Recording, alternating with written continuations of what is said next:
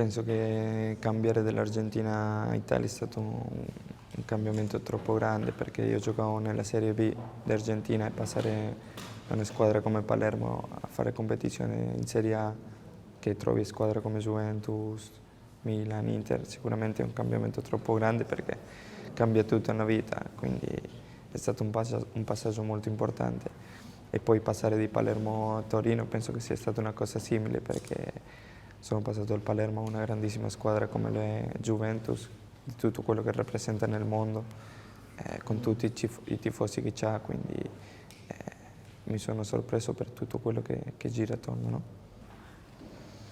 Sì, penso che c'è una responsabilità per la maglia che indossi, però quando entro in campo mi sento più tranquillo, più libero, non è che cambia. So che sono una grande squadra e che rappresento a tanti tifosi nel mondo che non è facile portare la maglia della Juve, però una volta che sono in campo libero la testa e gioco tranquillamente.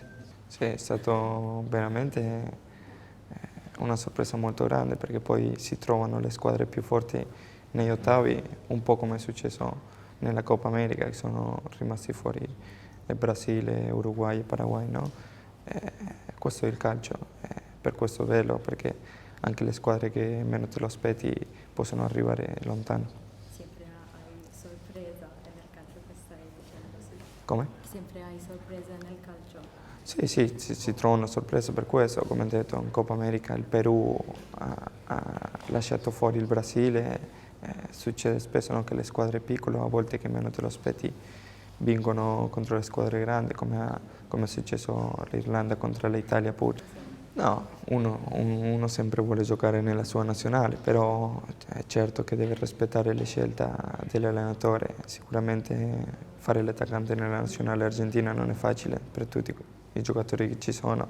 Poi nella mia posizione ci sono due giocatori come Higuaín e Agüero che stanno facendo molto bene, quindi non è facile. Dovrò dare ancora il meglio di me per ricordare la data. E poi nell'Europa League penso che ancora è presto per parlare, le squadre grandi si affrontano tra di loro, quindi vedremo cosa succede.